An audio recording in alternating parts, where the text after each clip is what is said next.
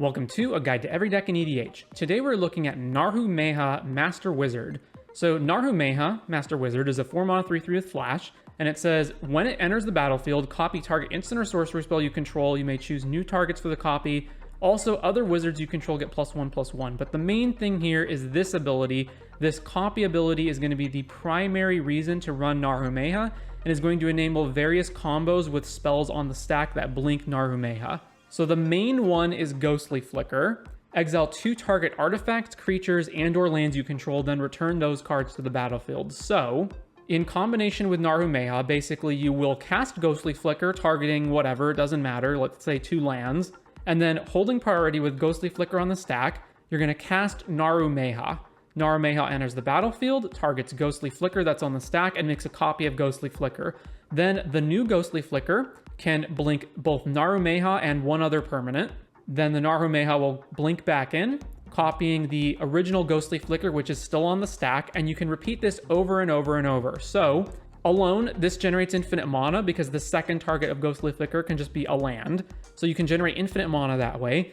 And if you have any other ETB trigger from any creature, artifact, or land that you have entering the battlefield, you can trigger those infinitely as well to presumably win the game. So, some combos with that are going to be things like War Room. So War Room is pay life equal to the number of colors in your commander's color identity, draw a card, and it costs 3 mana to activate this. So you can Naru Meha plus Ghostly Flicker. You flicker lands generating infinite mana, and then you can flicker War Room and be able to activate War Room over and over and over to draw up to however many cards is equal to your life total. You also have Sun-Scorched Desert, a land that has an ETB trigger that deals 1 damage to target player. So if you've got Ghostly Flicker, Naru Meha, and Sun-Scorched Desert, you can blink the desert over and over to deal infinite damage to your opponents. And anything else that has an ETB trigger can also work with this. So things like Aether Channeler can be blinked around to draw your entire deck, make infinite 1/1 birds, or just bounce all the non-lands back to their owner's hands. Archaeomancer can get all the spells back from your graveyard.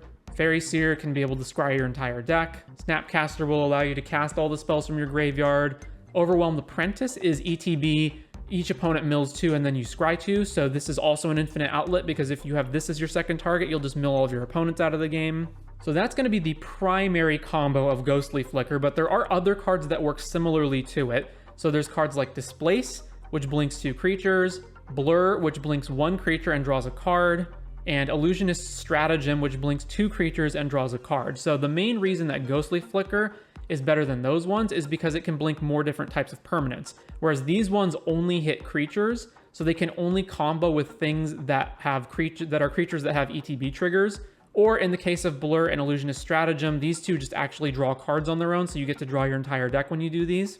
But Ghostly Flicker can also blink around your lands or your artifacts, so this is the primary combo piece, but these other blink effects can also work. And another thing that makes this combo so valuable is that all of these blinking cards are all instants, and Naru Meha itself has flash, which means that you can represent this combo at any point in the game.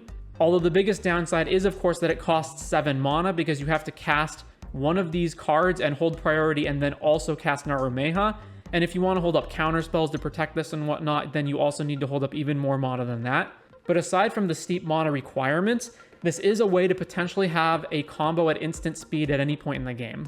Then, of course, aside from those blink effects, we do have other combo pieces. So Dramatic Scepter to generate infinite mana using mana rocks that produce a total of 3 mana or more. If we're going to draw our whole deck, sometimes it's nice just to have Thassa's Oracle as a way to win the game. So we can draw our whole deck using Blur or Illusionist Stratagem and then just cast Thoracle. High Tide to generate some more mana in case we have turns where we want to go off. Hullbreaker Horror to do the old looping different mana rocks that are cheap like Moxen, Soul Ring, etc.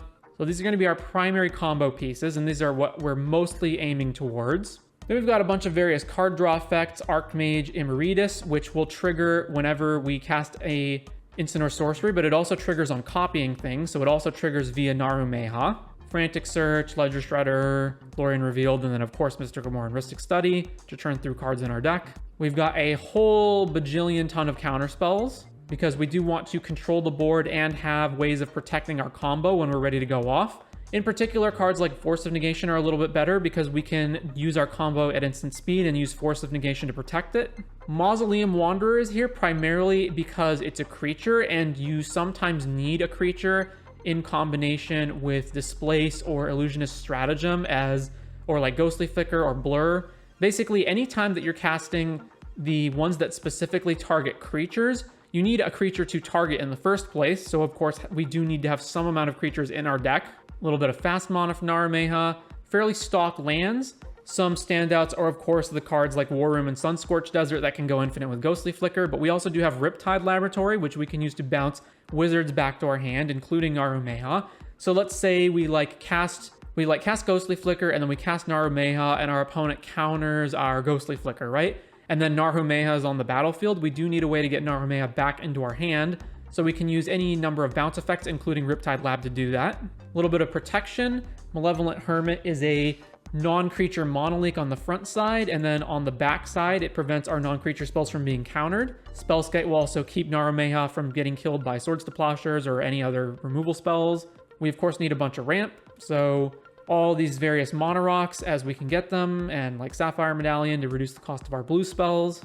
A little bit of removal in the form of bounce, including things like Chain of Vapor, Snap, and then also Dress Down here. A little bit of stacks in Back to Basics and Cursed Totem. Of course, Psych Rift, why not? And then a whole bunch of tutors to go find our combo pieces. So the typical ones you would expect, things that find spells like Merchant Scroll, Mystical Tutor, Solve the Equation, Spellseeker, Tribute Mage because it finds Isochron Scepter, but it can also find other things like Cursed Totem and whatnot. Drift of Phantasm similarly finds certain combo pieces, specifically Ghostly Flicker would be the big one.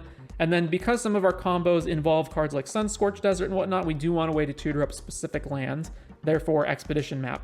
But yeah, that is pretty much going to be the total overview of Naru Meha Master Wizard.